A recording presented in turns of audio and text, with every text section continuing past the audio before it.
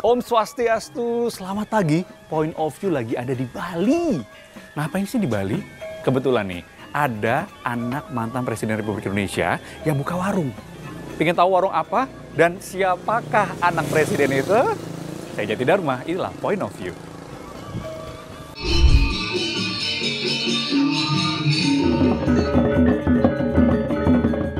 Baik, 3, 2, 1. Kita berikan tepuk tangan yang meriah, Bapak Ibu. Selamat atas peresmian Warung Kopi Kloto Seminyak.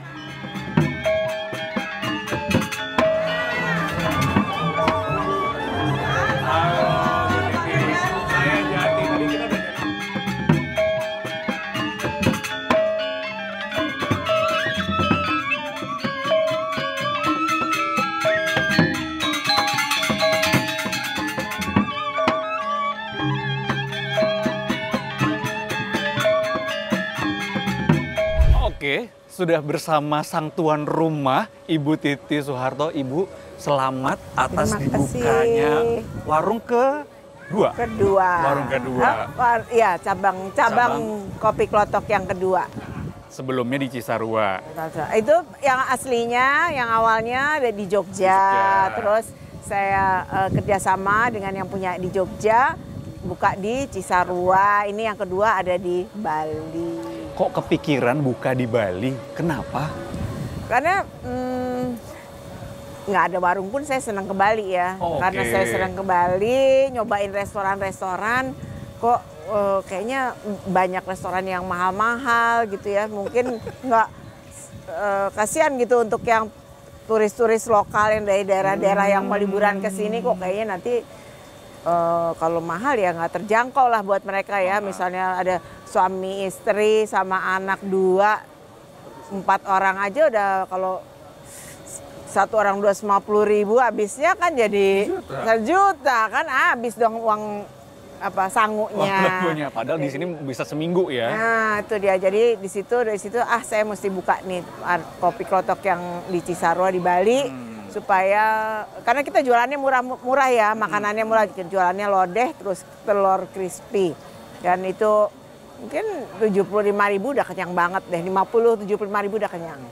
Udah makan, minum? Minum, ngopi dengan pisang goreng. Pisang goreng yang enak banget itu. Pisang goreng yang legendaris. Legendaris itu. Nah, tapi emang sukanya lodeh, suka masakan-masakan seperti itu Bu Titi?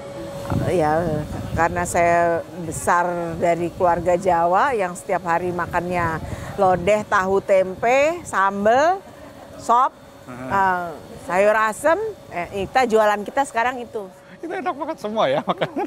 Saya relate, itu makanan saya juga. Ngomongin tadi sambal. Salah satu yang khas banget kalau bicara soal Bu Titi adalah soal sambal butin. Ada nggak di sini sambal butin? Sambal butin belum ada, karena sambal butin tuh cocoknya pakai seafood, ikan bakar, udang bakar. Nah di sini adanya sambal favoritnya Pak Harto. Sambal favorit Pak Harto apa itu? Sambal tempe. Sambal tempe pakai bawang mentah, bawang sama cabai rawit hijau, cabai hijau. Itu suka nanas. Garam dikit, enak banget. Pakai nasi panas-panas, pakai lodeh, pakai lodeh terus sambal sama telur crispy. Telur crispy itu ya. Nah, apa sih Bu selain yang ditawarkan menunya itulah yang khas dari Kopi Klotok ini ya, warung Kopi Klotok. Apalagi yang ditawarkan sama Ibu dengan buka cabang ini? Di sini saya bikin supaya orang datang ke sini tuh merasa nyaman ya, makanannya enak sesuai dengan lidah Melayu, terus tempatnya bersih. Saya menyediakan juga ada musola. Musola di sini untuk yang dari luar kota mau sholat di sini, musola kita alhamdulillah cukup besar dan bersih gitu. Bisa, insya Allah setiap Jumat kita bikin Jumatan di sini. Oh, ya. Wow, lumayan. Tadi yang di belakang ya? ini kan hari ini peresmian hari Jumat, ini Jumatan pertama. Kalau nggak salah itu salah satunya juga ini ya, untuk memberikan peluang pekerjaan. Iya, ya alhamdulillah kayak di Cisarua aja pegawainya udah 70 orang. Dan semuanya sebagian besar adalah orang-orang lokal di situ yang tinggal di situ.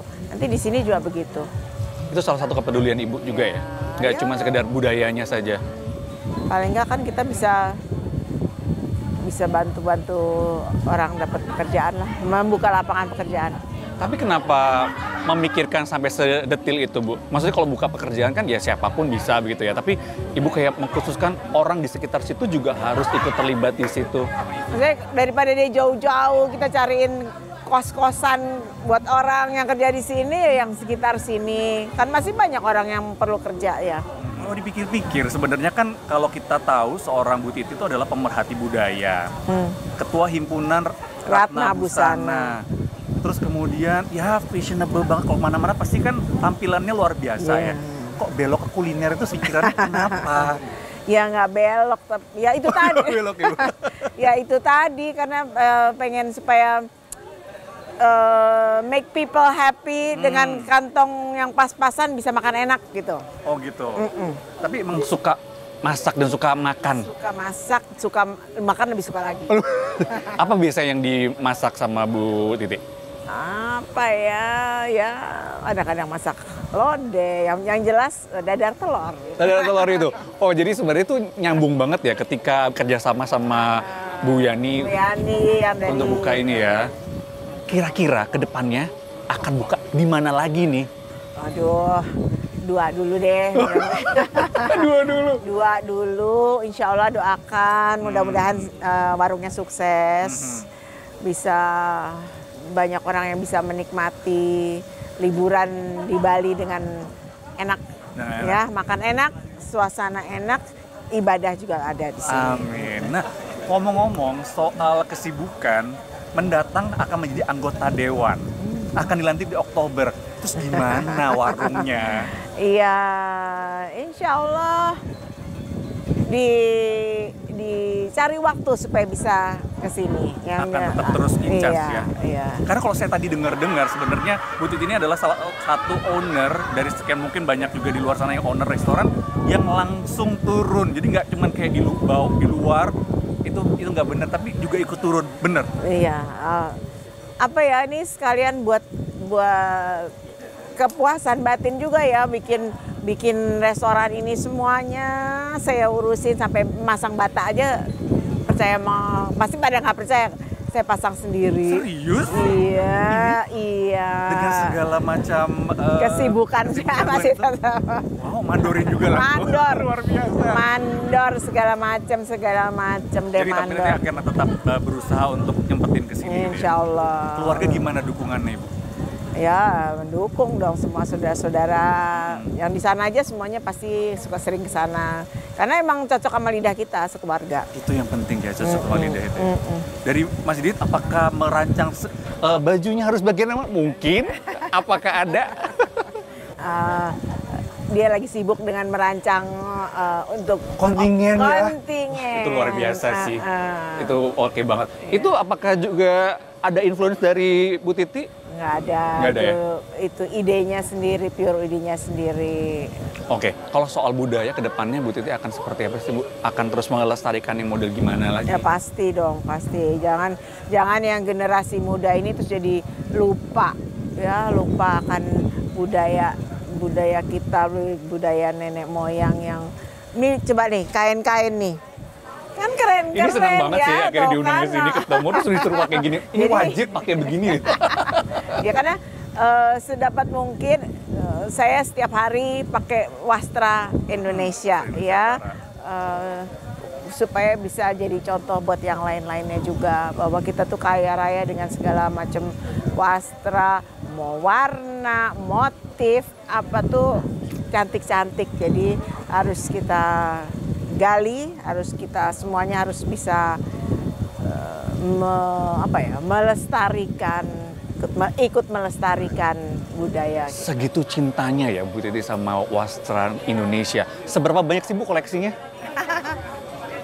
Dari ujung barat sampai ujung timur ada semua nggak kain-kain itu? Ada dong. Ada. Oke, kalau gitu susah kali ya menghitungnya. Paling favorit daerah mana?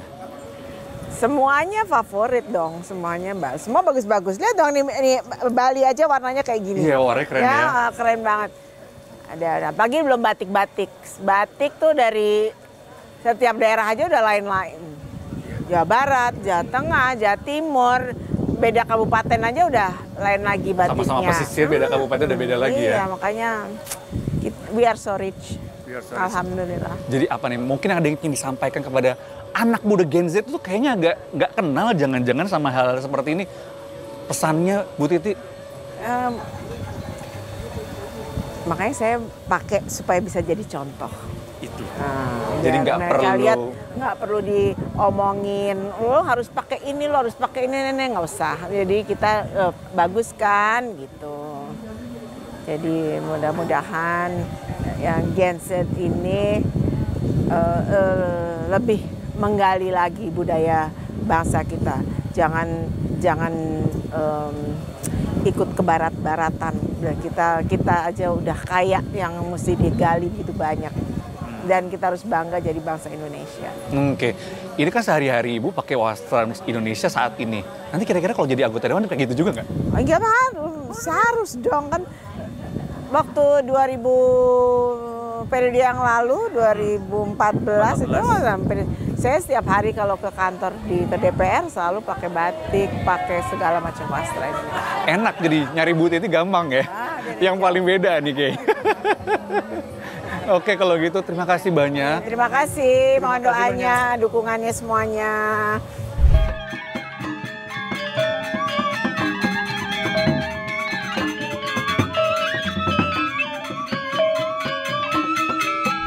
Ini kalau kita bicara soal restoran kopi Klotok ya, menu-menunya itu khas banget.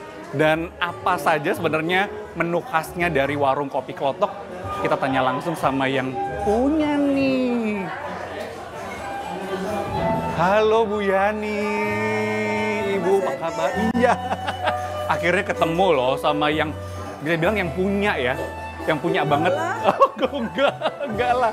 Bu Yani, ini kan kalau dari apa ya, edisi warung kopi Klotok ini ketiga ya Bu ya? Iya. Ketiga ya. Apa sih Bu kerjasama dengan Bu Titi? Kok kepikirannya waktu itu seperti apa ketemunya terus akhirnya bisa kerjasama? Sebetulnya kami itu nggak pengen buka cabang, jadi biar otentik, biar ikonnya Jogja. Nggak tahu, tanya Mbak Titi ya. Oke, nanti kita tanyakan langsung. Kok kepengen buka warung gitu ya. Ya alhamdulillah Mbak Titi kerso hadir gitu loh. Bukan sebagai pemilik saja tapi hadir di menyapa tamu. Kemudian memang kerso icip-icip. Gitu ya. Memang mungkin suka juga dengan kayak lodehnya, pisang, telur, dadar crispy-nya itu kali ya? Ya lodeh adalah masakan, sebenarnya masakan rumahan. Kami itu seperti apa ya, warteg sebetulnya, hanya kami berikan tempat yang lebih layak. Sama-sama Bu Titi, kan tadi awalnya nggak pengen ada cabang sebenarnya. Pasti otomatis untuk menjaga otentitas dari si menunya juga. Kalau dari soal apa namanya atmosfernya itu juga kasih harus gini Bu, harus gini gitu nggak sih? Enggak lah, ini kan apa namanya istilahnya mainan ya buat beliau. Mainan beliau gitu ya. Nggak apa-apa. Jadi prinsipnya bahwa nantinya ada karyawan yang bisa bekerja, kemudian kita bisa berbagilah untuk sekitar. Itu yang juga jadi concern ya Bu ya. Bu, apa aja sih menu-menunya sama nggak sama yang di Jogja? Kita sesuaikan dengan kondisi sekitar. Oh gitu. Ya misalnya kalau apa ya? Ini lodeh-lodeh semua ya? Ada lodeh tempe, lodeh kluwe, ini lodeh terong. Kalau ini karena mungkin khas di sini jantung. Jantung pisang. Oh, itu malah tidak ada di kami. Oh gitu. Iya. Oh jadi ternyata tidak cuman bener-bener otentik sama seperti yang di Jogja, tapi ada akulturasi gitu juga ya. Di Cisarua ada namanya lodeh ceker terubuk, itu karena kesukaan keluarga Bu Titi. Oh Bu Titi. Iya.